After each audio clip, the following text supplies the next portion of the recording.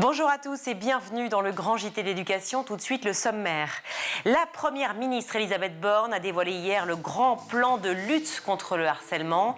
Que faut-il retenir de ces nouvelles mesures et comment vont-elles être appliquées? On en parle avec nos invités. L'artiste graffeur 7 dans le Bon Point du Jour, exposé au musée en herbe, il sera avec nous en seconde partie d'émission. Dans sa chronique Quoi de neuf sur les réseaux, Guillaume Ouattara fera le zoom sur une nouvelle coutume sur TikTok. J'ai hâte. Mais tout de suite, on va retrouver Guillaume Ouattara pour l'actualité en bref.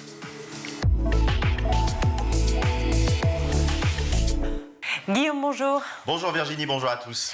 On ouvre ce journal avec une bonne nouvelle du côté du ministère de l'Éducation nationale. Le budget consacré à l'école est en hausse de 3,9 milliards d'euros. Et ça fait du bien d'annoncer des bonnes nouvelles. Et quand elles sont budgétaires, c'est encore mieux. Un budget historique. Voilà les propos du ministre Gabriel Attal pour décrire ce budget présenté hier par Bercy. 63,6 milliards d'euros vont ainsi être consacrés au seul ministère de l'Éducation nationale. C'est une hausse de 6,5% par rapport à l'année passée.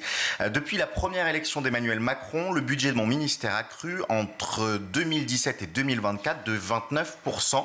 Voilà les propos hier de Gabriel Attal. Alors, cette hausse, elle s'explique assez simplement. Il y a d'abord l'effet des revalorisations salariales des enseignants.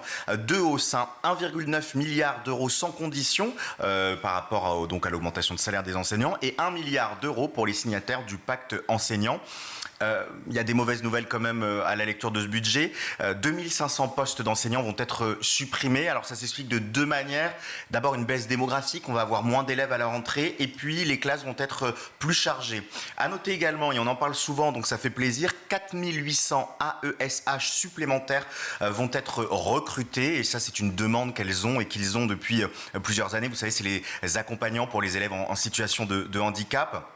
L'autre fait notable, c'est l'augmentation de 20 millions d'euros du budget alloué au SNU qui passe à 160 millions d'euros pour 2024 avec la volonté d'accueillir jusqu'à 80 000 jeunes. Évoquons désormais une enquête très inquiétante. Les étudiants juifs s'inquiètent d'une montée de l'antisémitisme venu de l'extrême gauche.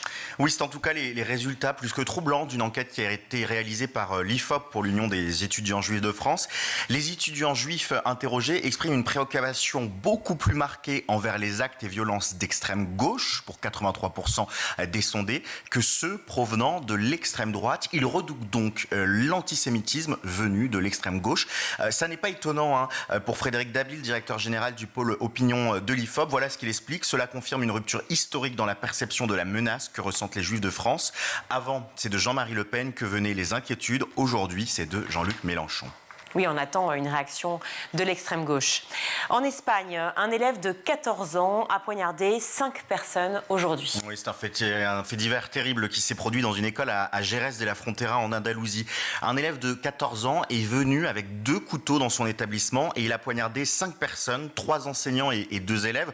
On ne connaît pas pour l'heure les motivations de cet élève. La personne la plus grièvement blessée est une professeure de biologie qui a été blessée à l'œil. Elle a été transportée à l'hôpital. Le pronostic vital des autres personnes n'est pas engagé. C'est un élève qui est décrit comme un élève à problème, qui a eu ça. Tout a été filmé, rediffusé sur les réseaux sociaux via des téléphones portables. Évidemment, les cours sont suspendus dans l'école, au moins cet après-midi, et on attend les suites de l'enquête pour comprendre ce geste complètement déraisonné. Terminons avec cet autre fait divers dramatique. Une collégienne a trouvé la mort hier lors d'un cours d'éducation physique et sportive. Oui, l'actualité n'est pas très drôle aujourd'hui puisqu'une jeune fille a trouvé la mort suite à un arrêt cardiaque pendant un cours de PS au collège Joseph Bourry à Neuilly-Saint-Front dans l'Aisne. Malgré l'intervention des pompiers, l'adolescente n'a pas pu être ranimée. Voilà les propos de la préfecture, le préfet de l'Aisne, la directrice académique et la direction du collège expriment à la famille leurs sincères condoléances. Une cellule psychologique a été mise en place dès aujourd'hui et sera activée dans les prochains jours et autant que de besoin pour les élèves et la communauté éducative. On pense évidemment à la famille. Merci beaucoup Guillaume. Le gouvernement semble avoir pris la mesure du fléau de harcèlement à l'école. Hier, la Première ministre a détaillé un plan de lutte d'une ampleur exceptionnelle et sonne la mobilisation générale. Reste à savoir évidemment comment c'est applicable, à quoi va ressembler le grand plan de lutte contre le harcèlement à l'école. C'est la question du jour.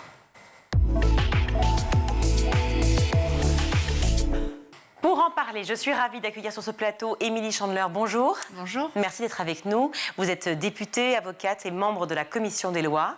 Également Alexandre Lazarek, bonjour. Bonjour. Merci beaucoup d'être avec nous sur ce plateau, avocat spécialisé en droit du numérique. Elisabeth Borne a sonné donc mercredi la mobilisation générale pour mener, je cite, une lutte implacable contre le harcèlement scolaire. J'aimerais qu'on détaille ensemble chacune des mesures, mais avant cela, les premiers mots, et notamment, vous n'êtes pas seul, dit la Première ministre. J'aimerais une réaction de votre part. Peut-être qu'il n'y en a pas, remarque ceci étant, mais moi, cela m'a choqué, vous n'êtes pas seul, car ça fait des années qu'on alerte sur les drames répétés. Il aura fallu attendre les suicides, notamment de l'INSEE, Lucas, Nicolas et des dizaines d'autres, pour que le gouvernement réagisse. Il y a eu le programme phare avant et on va en parler. Enfin, vous n'êtes pas seul. Une réaction ?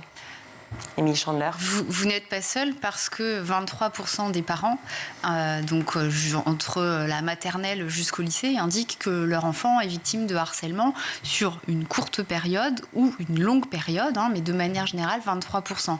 Donc il fallait réagir. Ça fait un moment effectivement que le sujet est d'actualité, mais là, ça y est, les mesures vont être prises. Donc vous n'êtes pas seul, vous n'êtes plus seul. Est-ce que tous ceux que vous rencontrez, les familles, et notamment les parents complètement démunis, Alexandre Lazarek, se sentent pas seuls, justement ? De toute façon, c'est un discours que justement on avait déjà entendu, puisque dès 2020, il y a eu un rapport du Sénat qui nous expliquait qualifiait le harcèlement de fléau et nous rappelait qu'un élève sur 5 en est victime. Et à ça, j'ajoute qu'il y a eu déjà une disposition qui a été prise pour créer un nouveau délit qui est celui du harcèlement scolaire. Donc il y a eu déjà, entre guillemets, une déclaration d'intention, si je puis dire, ou une reconnaissance du problème dans notre société par ceux qui nous dirigent. Et puis, quelques années plus tard, on a comme le sentiment d'une répétition. Comme si finalement, toutes les initiatives qui pouvaient être prises, finalement, étaient vaines et qu'on se heurtait toujours à ce nouveau problème. Et puis, les drames qui ont eu lieu ces derniers temps, tout à fait importants et symboliques, ont peut-être conduit le gouvernement à rappeler encore qu'il était mobilisé, mais je crains que les mesures qui soient prises ne soient pas tout à fait suffisantes.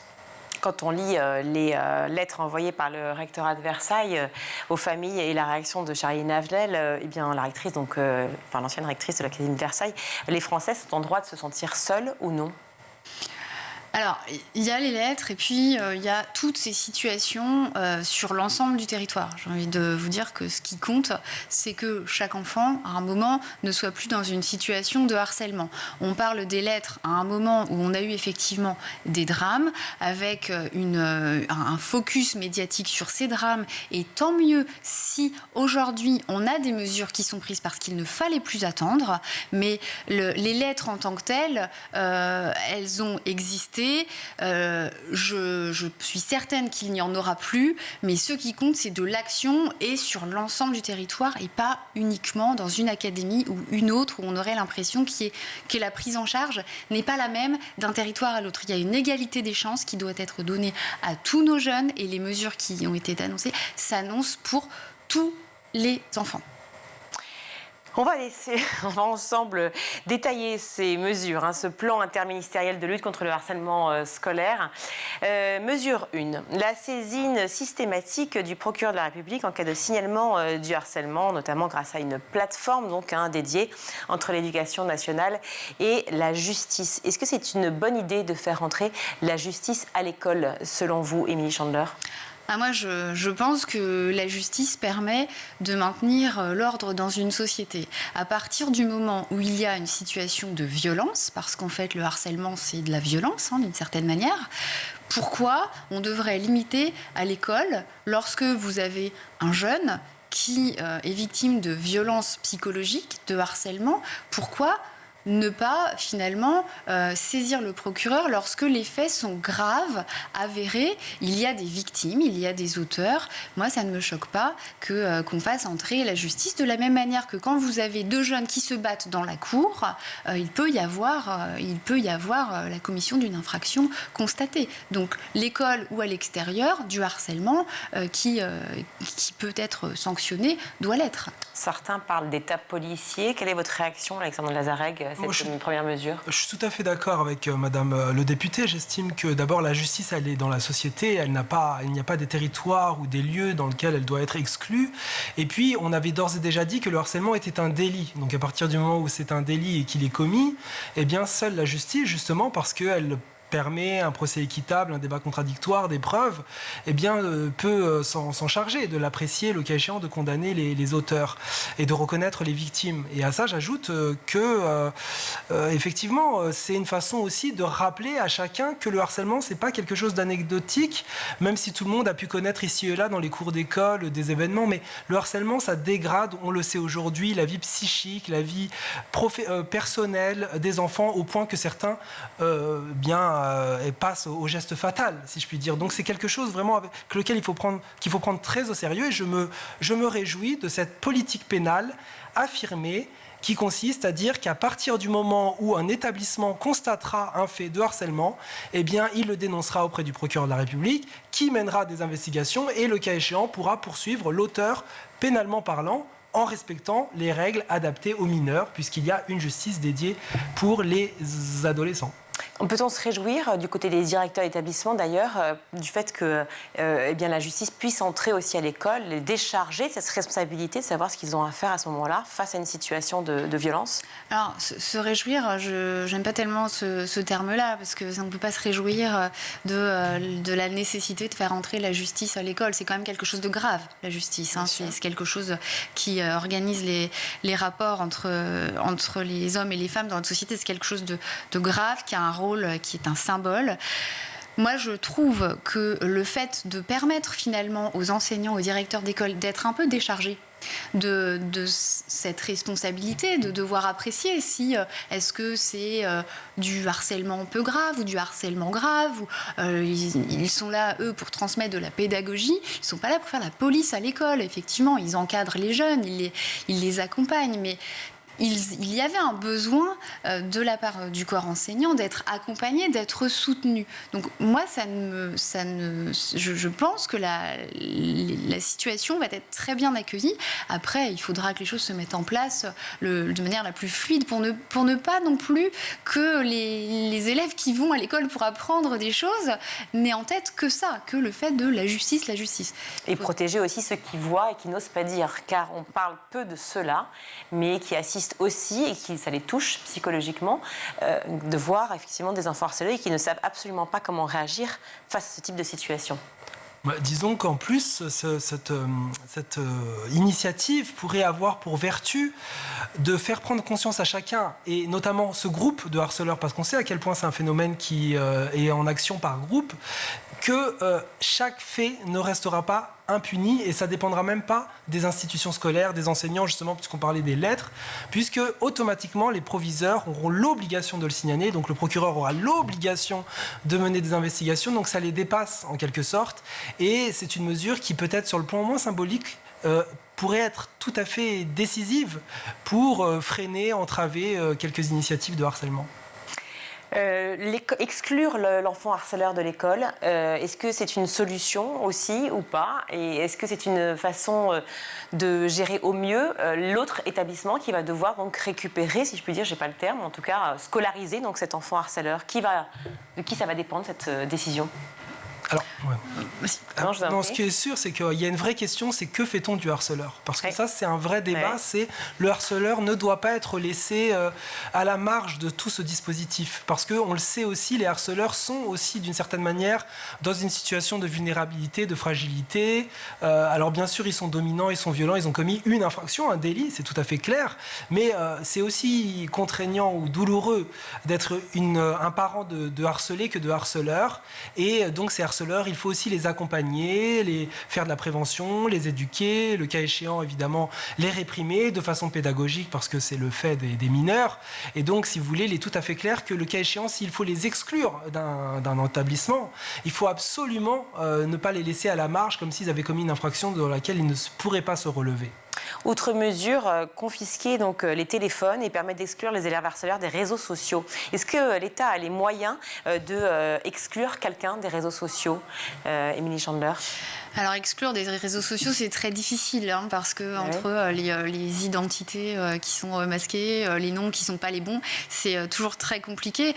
Je pense que l'État peut passer des accords avec les grandes entreprises qui hébergent. Je crois que les choses devraient se réfléchir comme ça, parce que l'État en tant que tel ne va pas pouvoir être derrière chaque élève. En revanche, il faut qu'il y ait une mobilisation générale et tout le monde doit être sensibilisé à cette cause du harcèlement, parce qu'effectivement, les réseaux sociaux sont un vrai vecteur et accélérateur de harcèlement, et même en groupe. Alexandre Lazarek, j'imagine que c'est une question qui vous préoccupe grandement.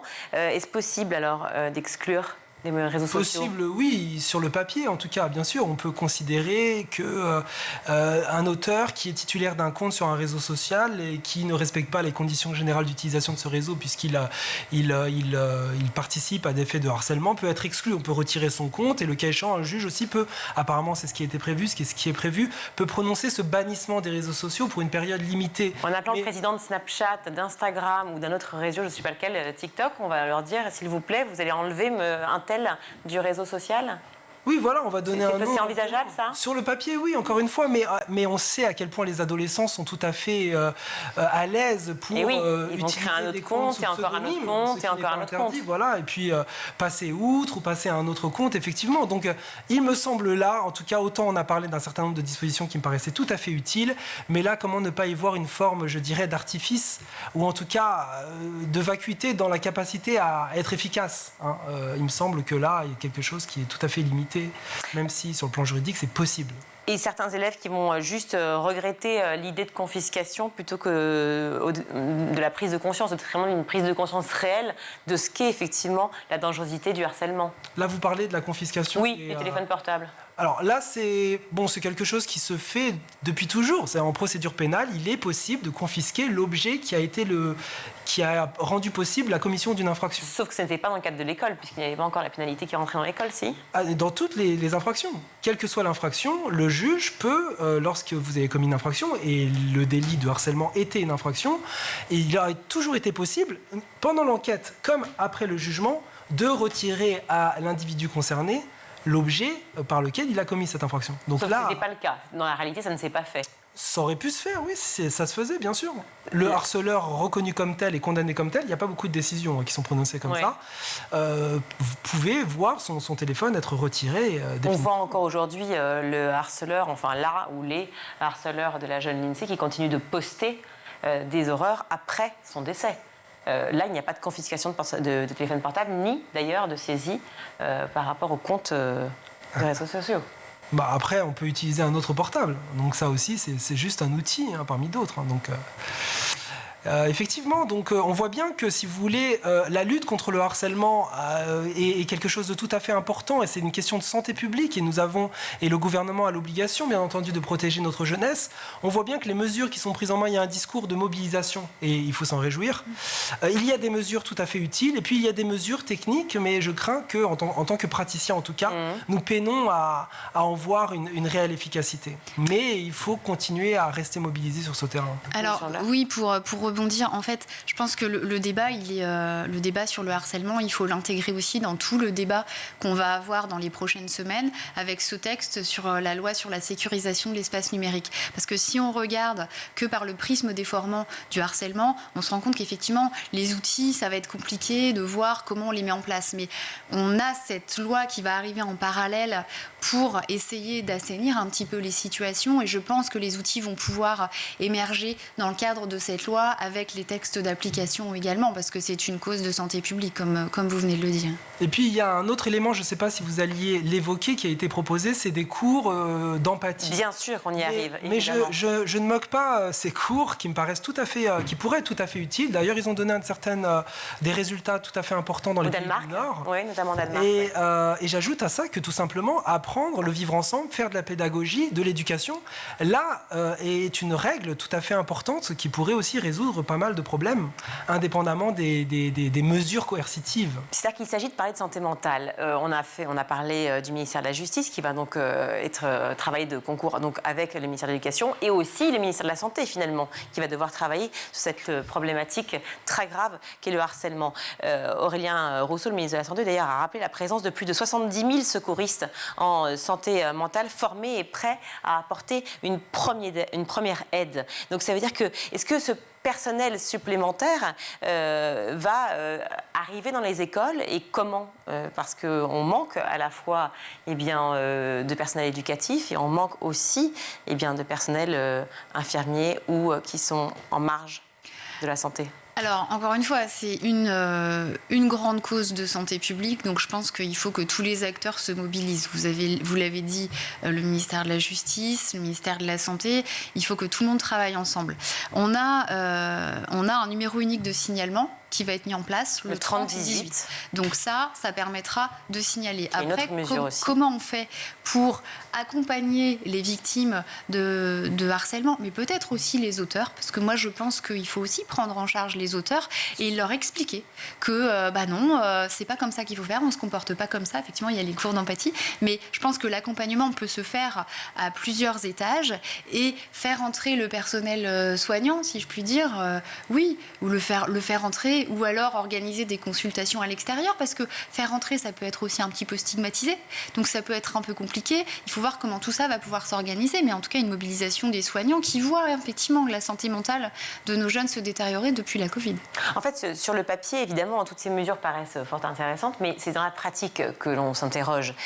Vous aussi, manifestement, c'est d'abord vraiment, est-ce que c'est possible de bannir quelqu'un d'un réseau social? Première question. Est-ce que là, c'est possible? Effectivement, on aimerait avoir des représentants dans chaque établissement pour pouvoir justement pallier ce problème de harcèlement et donc vérifier que tout se passe bien à la fois dans les couloirs et ailleurs au sein de l'établissement. On aimerait aussi avoir quelqu'un qui soit un référent psychologue pour pouvoir discuter. Mais on sait très bien la réalité du terrain. On sait que dans les établissements, il manque cruellement de personnel éducatif. Donc c'est en ça que je me pose la question de cette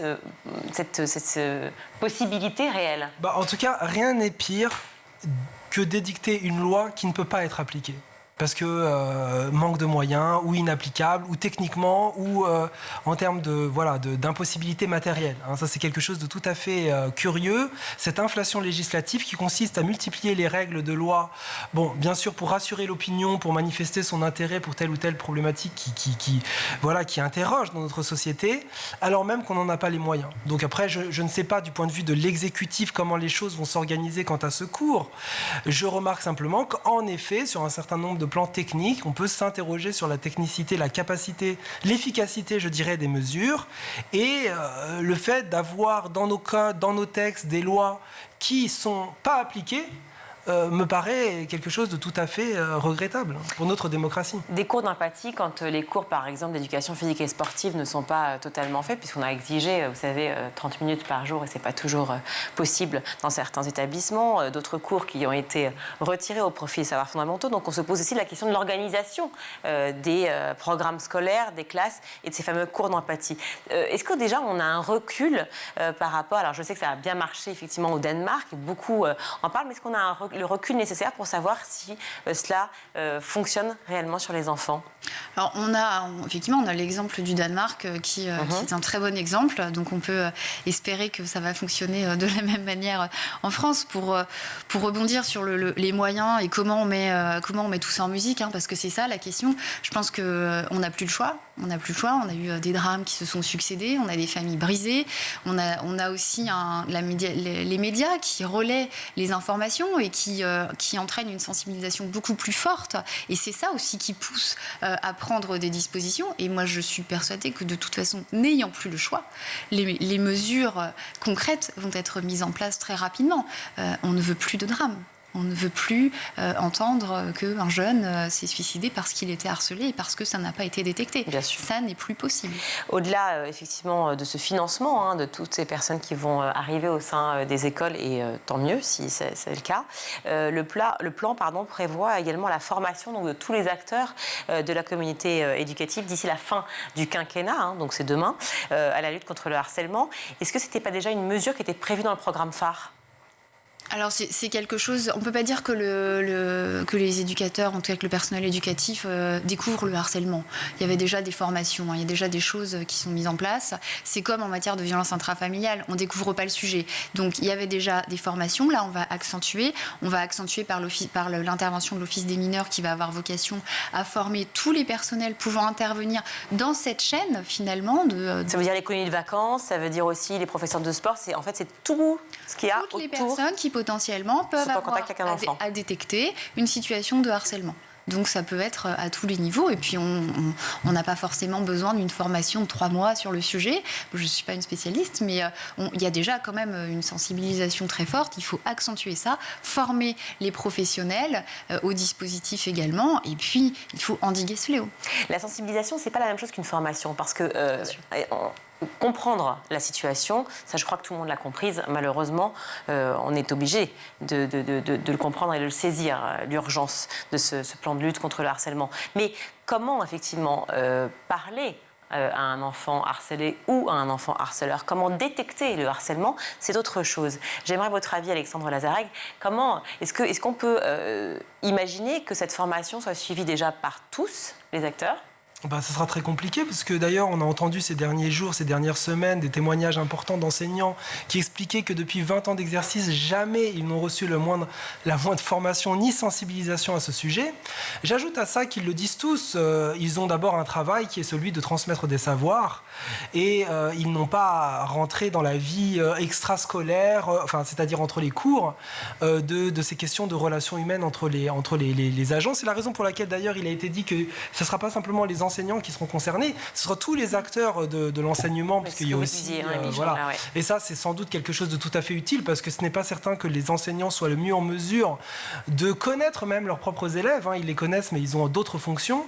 Et je dirais que, de toute façon, il est tout à fait clair que ces formations, compte tenu du temps de disponibilité des enseignants, va être très compliqué à atteindre. Et pour reprendre d'ailleurs l'expression que vous avez utilisée tout à l'heure, vous vous demandiez si ce n'était pas une mesure qui avait déjà été prévue. Au programme phare oui, ça c'est un peu une spécialité si 2021, oui. Du gouvernement, c'est d'annoncer des règles qui avaient déjà été prévues par le passé, déjà annoncées ou même qui est déjà existantes. C'est le cas par exemple de cette fameuse disposition qui consiste à confisquer le téléphone d'une personne qui aurait commis une infraction de harcèlement. C'est quelque chose qui est déjà prévu dans le droit positif. Donc, mais que je n'ai jamais entendu entre vous et moi. C'est-à-dire que sur ce plateau, on a consacré beaucoup d'émissions au harcèlement, à la lutte contre le harcèlement, et jamais ni un enseignant, ni une MSH, ni quelqu'un de la vie scolaire, etc., ne m'a parlé de cette confiscation de téléphone. Donc je ne sais pas si c'est effectif. En tout cas, c'est possible. C'est possible. Non, mais j'entends. Après, effectivement, c'est simplement c'est de répéter des normes qui existent déjà. C'est quelque chose de tout à fait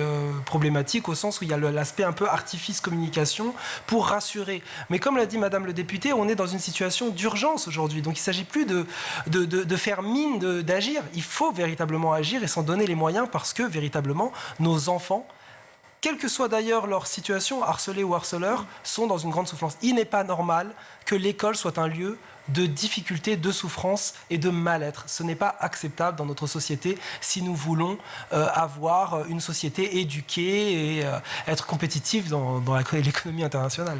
Emmanuel Macron dit « l'école est un sanctuaire », une réaction ? Moi, je ne peux que partager cette phrase. On va à l'école pour apprendre des choses, pour se former, pour être au contact de l'autre, pour sortir de la sphère familiale et amicale. C'est un sanctuaire, il faut protéger, il faut permettre aux jeunes de suivre leur scolarité le plus simplement possible. On va rappeler le numéro d'urgence qui est le 3018, donc le seul numéro maintenant à partir d'aujourd'hui. Il y en avait plusieurs avant, notez-le, le 3018, que vous soyez dans une situation, quelle qu'elle soit, d'élèves, d'enfants harcelés, une situation que vous n'arrivez pas à maîtriser, un besoin de discuter, n'importe quel moment complexe et vous avez besoin de questions, en tout cas de poser des questions et de réponses surtout, n'hésitez pas à faire ce numéro, le 3018. Merci mille fois d'avoir été avec nous tous les deux. Émilie Chandler, vous êtes députée, donc avocate et membre de la commission des lois. Alexandre Lazareg, avocat spécialiste en droit du numérique. Merci à vous. Merci beaucoup d'avoir été avec nous. Merci. On marque une courte pause, on se retrouve.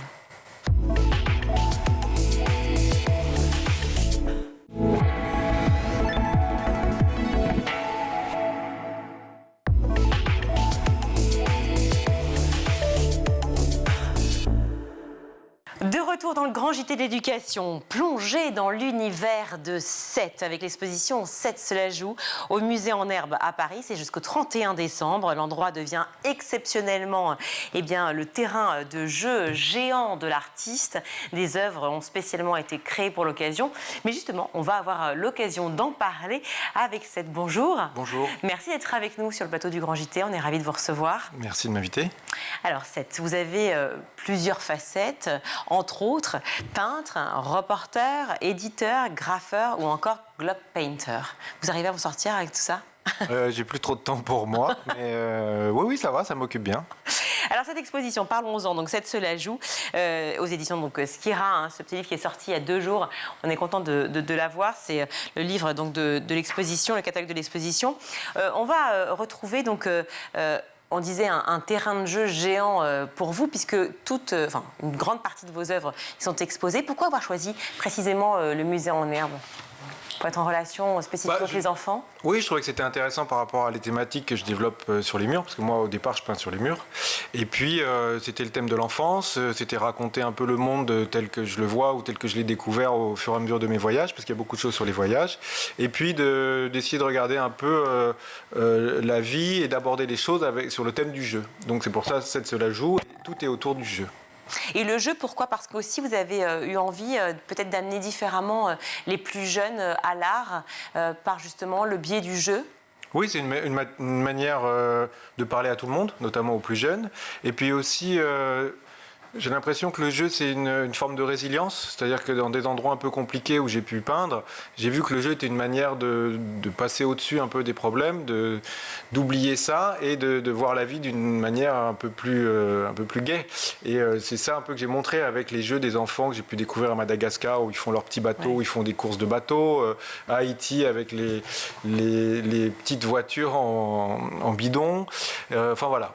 C'était l'idée de montrer qu'on pouvait regarder le monde différemment avec ses yeux d'enfant et peut-être l'apprécier un peu mieux. Oui, et donc une exposition, évidemment, où vous parlez beaucoup d'enfants, un regard d'enfant, mais qui évidemment touche les plus grands. C'est aussi une façon de toucher les parents autrement. J'espère. Voilà, à travers à la fois, on le disait, le graphe, la peinture, les photos aussi, non, que vous avez reprises et que vous avez reprises à votre manière. Moi, c'est très important les photos parce qu'en général, quand on fait un mur, on va le laisser derrière soi, on va le laisser aux gens qui vivent là. Moi, la seule chose que je prends avec moi, c'est la photo. Donc la photo est très importante. Et aussi pour communiquer, pour parler du lieu, j'essaye de les mettre en scène avec des personnages qui sont sur place, soit qui vont observer la photo, soit qui vont jouer avec parce qu'ils vont avoir un masque ou des choses comme ça, mais qui vont raconter aussi. C'est pas seulement la peinture, c'est ce qui est autour.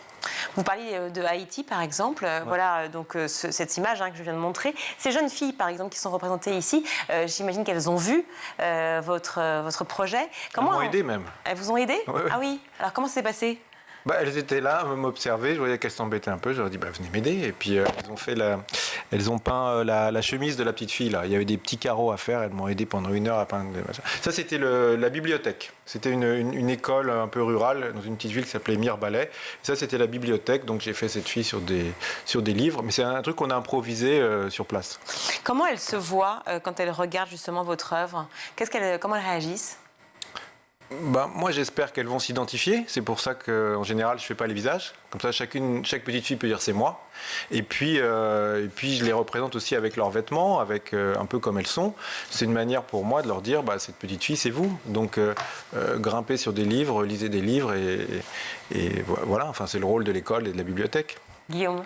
C'est comment d'être artiste en 2023 parce qu'on est dans des sociétés qui sont parfois de plus en plus utilitaristes où notamment les études d'art sont de moins en moins bien perçues, on veut de l'alternance après le bac, on vise quelque chose d'assez mercantile. Est-ce qu'on s'en sort comme artiste en 2023 ? Ça dépend pour qui, j'imagine. Moi, ça va assez bien. Mais moi, je suis du temps d'avant. Moi, ça fait 20 ans que je fais ça. Donc, oui, ça va. Ce que j'ai fait, c'est que j'ai essayé d'aller un peu dans plusieurs directions différentes. C'est ce qu'on disait tout à l'heure, c'est-à-dire aussi bien la peinture sur les murs que du travail en galerie sur les toiles, que des installations, que de faire des livres. Voilà, c'est ça que je trouve intéressant, c'est d'aller. Mais après, ce qu'il faut, c'est être un peu, je sais pas, sincère et d'avoir quelque chose à dire. C'est ça le plus important, plutôt que juste créer pour créer. La sincérité, on la ressent évidemment dans tous vos projets. Je montrais cette œuvre-là sur Haïti. C'est une des rares d'ailleurs où on voit les visages des enfants. Pourquoi ne pas les montrer dans le reste de vos œuvres? C'est ce que j'expliquais. Vu que j'impose un peu ma peinture dans l'espace public, en peignant sur le mur des gens, j'ai envie qu'eux-mêmes s'approprient la peinture. Donc en cachant le visage, en laissant quelque chose de mystérieux, les gens vont imaginer le visage. Ils vont remplir en fait le vide que je laisse en mettant pas de visage. Et ça permet d'avoir une œuvre presque interactive. Comme vous avez parcouru, peut-être pas le monde entier, mais en tout cas une grande partie du globe, en tant que globe painter, vous avez eu beaucoup de choses. On voit des œuvres magnifiques là sur les murs de beaucoup de lieux que vous avez visités. Vous avez aussi discuté avec ces enfants, discuté de leur manière de vivre. On est sur School TV. Est-ce que vous avez eu un regard très différent sur l'éducation que vous avez reçue? Vous avez grandi en France? Oui, j'ai grandi en France. Voilà, l'éducation que vous avez reçue en France et l'éducation que vous avez connue de ces enfants ailleurs. Alors, de temps en temps, c'est un peu compliqué de communiquer verbalement parce qu'ils ne vont pas parler la même langue. Et en fait, je vais communiquer par l'art, par le dessin. Donc, je leur fais faire des dessins, je leur fais faire des choses. Notamment, j'avais tout un projet où je leur faisais dessiner leurs rêves ou ce qui les représentait sans dessiner leur visage, c'est-à-dire ce qu'il y a dans leur tête. Et là, j'ai eu des trucs incroyables. J'ai notamment peint dans une école où je suis allé 2 fois en Ukraine, dans le Donbass, une ville qui a été complètement rasée à côté de Bakhmout. Et depuis la guerre ou avant? Avant la guerre. D'accord. Depuis, on ne peut plus y aller parce que cette partie, elle est en zone russe. En zone russe maintenant, ouais. Et ils me racontaient qu'ils espéraient que la situation allait aller mieux, que l'école, ça allait bien se passer, que machin. Et après, vu tout ce qui s'est passé, tout a été détruit. Mais sur le moment, ça m'a parlé vraiment de ce dont ils rêvaient. Et il y a cet espoir un peu qu'on retrouve un peu partout dans le monde. Est-ce que l'art, il résonne différemment en fonction du milieu social dans lequel on est? C'est-à-dire quand on a des enfants d'Haïti, est-ce qu'ils ont une vision de l'art et de la représentation même des rêves qui est différente que des petits-enfants parisiens? Ou est-ce qu'il y a une forme d'universalité dans l'enfance de l'art? Je pense qu'il y a des différences qui se font d'un point de vue culturel, ou aussi la façon dont on va leur laisser plus ou moins d'espace pour s'exprimer. Il y a des enfants, on leur laisse pas beaucoup, donc quand ils se retrouvent tout devant une feuille de papier, ils vont pas savoir, alors que, par exemple, ici, on va les pousser à raconter, à dessiner, à des choses comme ça. Mais après, il y a une certaine universalité dans cette curiosité qu'ont les enfants un peu partout dans le monde, cette envie de connaître, cette envie d'apprendre. Et après, par contre, ça va changer à partir de l'adolescence. Où là, ils se referment peut-être. Là, il y a le regard de l'autre qui devient important. Comment il me regarde? Est-ce que j'ose faire ça? Est-ce que j'ose plus? Et puis là, c'est un âge un peu compliqué, où on s'uniformise par rapport aux autres qui sont autour. Mais la création, moi, entre 7 et 10, 11 ans, c'est génial, parce qu'ils se lâchent complètement. Et ils se lâchent tellement que vous laissez en fait des pages vides, notamment dans ce catalogue, pour pouvoir remplir et dessiner soi-même ce que l'on veut. Ouais, voilà, l'idée du catalogue, c'était montrer mon travail, expliquer un peu l'exposition, mais aussi que les gens puissent participer. Donc il y a des jeux, on peut dessiner, on peut faire plein de trucs. Ça devient un livre un peu comme mes peintures à remplir. 7 Cela joue, c'est au Musée en Herbe à Paris jusqu'au 31 décembre. Courez-y. Merci beaucoup d'avoir été avec nous en plateau. Merci de m'avoir reçu. On est ravis. Tout de suite, c'est à vous, cher Guillaume, pour votre chronique.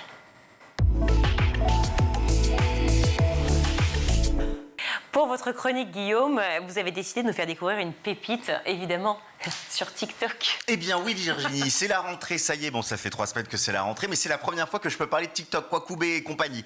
Et justement, j'ai pris une bonne résolution pour cette rentrée. Vous savez, tout le monde prend des résolutions. Alors évidemment, j'ai pris la résolution de faire plus de sport, de tout ce qu'on veut, etc. Mais ma résolution, c'est de passer beaucoup plus de temps sur TikTok. Je trouve que je passais pas assez de temps. Donc j'ai décidé de doubler le nombre d'heures que je passe sur TikTok. Je passe par jour plus d'heures, environ 9-10 heures sur TikTok que d'heures travaillées, mais c'est bien, je suis content. C'est mon marathon qui continue. Et justement, ça me permet de découvrir ce que j'ai envie d'appeler des pépites, des talents à l'état pur, comme Matteo MRT. Est-ce que vous connaissez Matteo MRT? Évidemment que non. Ben voilà, évidemment, vous passez pas assez de temps sur TikTok.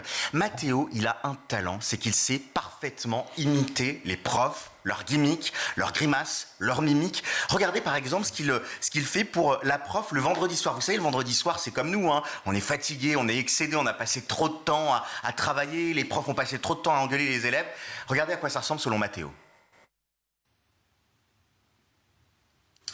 Tant qu'il y a du brouhaha comme ça, vous n'êtes pas prêt de vous asseoir. C'est pas mon problème. Tu te relèves tout de suite. Tu viendras me voir à la fin de l'heure. Assieds-vous. J'ai passé une journée absolument exécrable avec vos camarades. Depuis 8 heures, je suis dans cette salle. Il fait effectivement un froid de canard. Donc, par pitié, et pour votre bien aussi, fermez votre bouche. Je trouve ça très drôle. J'avoue, non.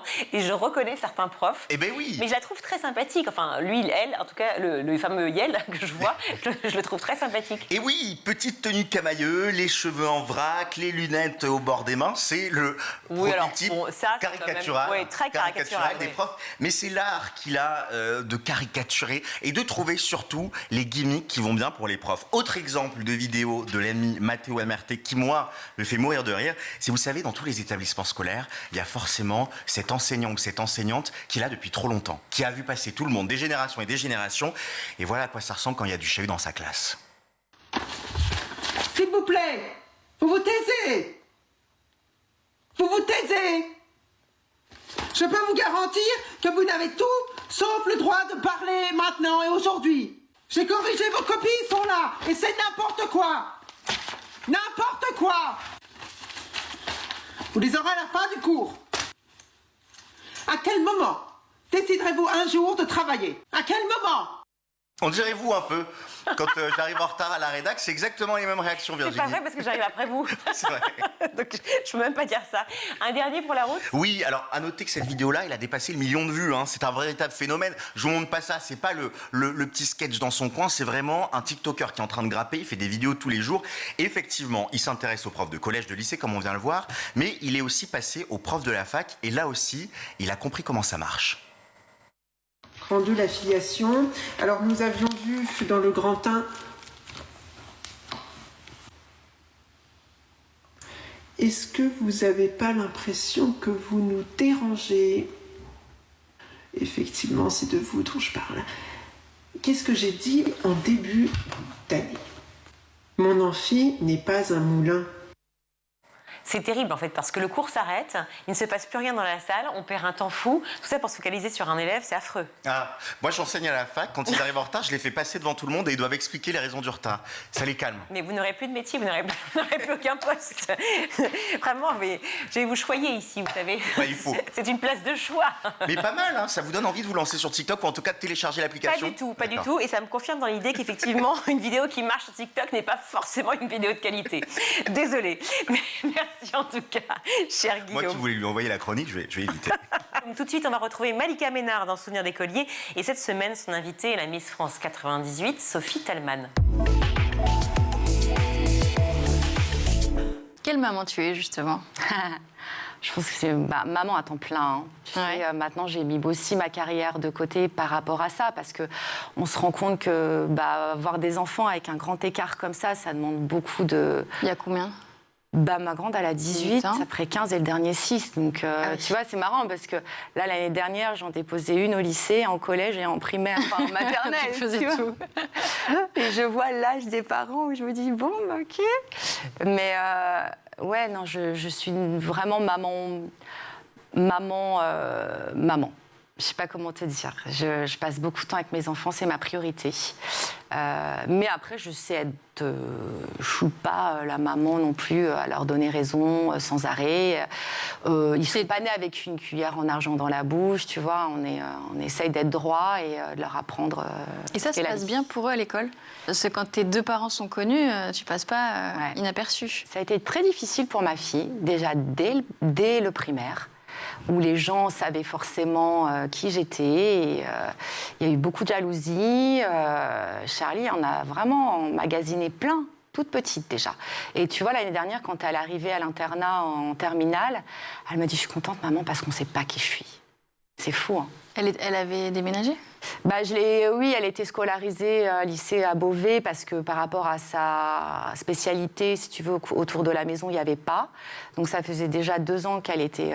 3 ans même. Spécialité Management. Elle était dans le management, droit et management. Donc, du coup, elle était partie déjà à Senlis en seconde et après, ça s'est mal passé. Donc, elle a fait première et terminale à Beauvais à l'internat. Et elle me dit, voilà, quand elle arrivait là-bas... Elle a soufflé d'être... Ouais, que personne la... D'être elle, en fait. Ouais, exactement. Et je trouve ça formidable parce qu'il n'y avait pas du tout de jugement, justement, et même par rapport aux professeurs, quoi. Aussi. Elle a eu ça aussi, tu sais, mine de rien, ils peuvent le savoir et faire aussi... Après, vous êtes en Normandie, donc ça va... Non, là, pour le coup, on est dans l'Oise. Ah, vous êtes dans l'Oise? Oui, je suis dans l'Oise. C'est pour ça qu'elle est à Beauvais. Ah oui. On est dans l'Oise, on habite dans l'Oise. La Normandie, c'est l'été. Mais du coup, elle avait tout de suite une étiquette un peu, tu vois, c'est difficile. Et pour les autres? Les garçons, c'est pas pareil, je trouve, tu vois. Ils s'en foutent. Les garçons, ils s'en moquent. Et puis, non, ça s'est beaucoup mieux passé pour mon fils. Et le petit dernier, il savait rien. Pour l'instant, tout. C'est déjà la fin de ce numéro. On se retrouve demain, toujours en compagnie de Sophie Thalmann pour la suite de Souvenirs d'écoliers. À demain. Merci Malika et Sophie. À demain. Tout de suite, c'est le meilleur de School TV avec le ZAP.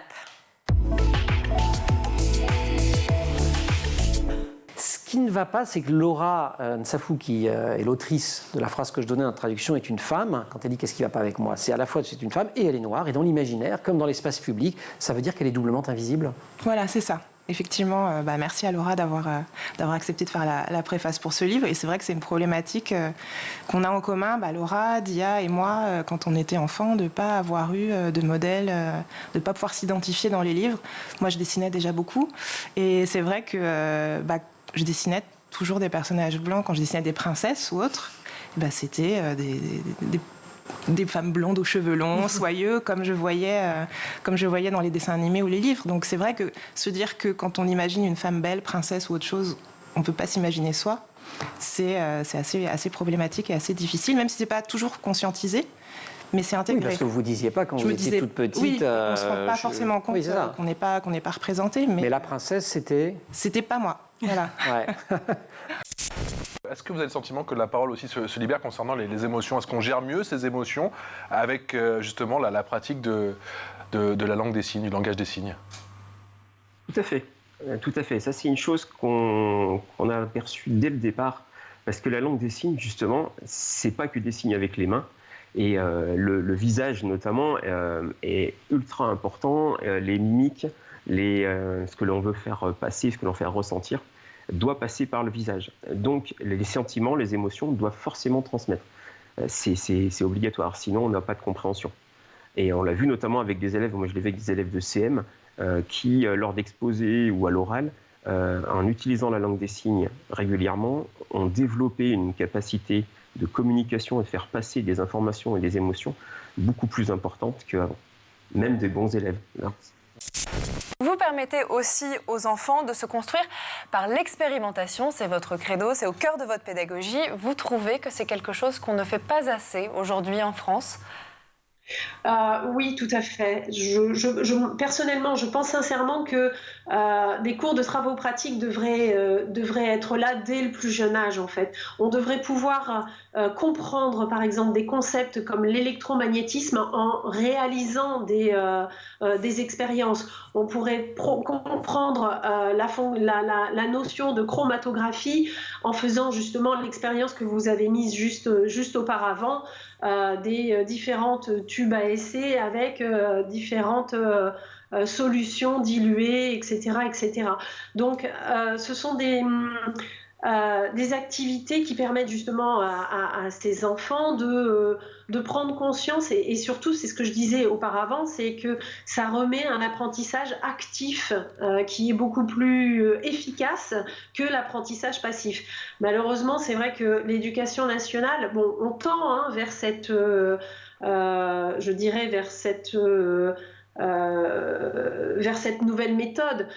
Pour autant, c'est pas encore forcément assez rapide comme beaucoup et c'est au détriment des enfants en fait. Frédéric Grillet, comment se passent les premières leçons? La première leçon, qu'est-ce qu'on apprend? J'imagine à dire bonjour, s'il te plaît, merci, au revoir. Comment ça se passe avec les enfants? C'est peut-être déjà beaucoup.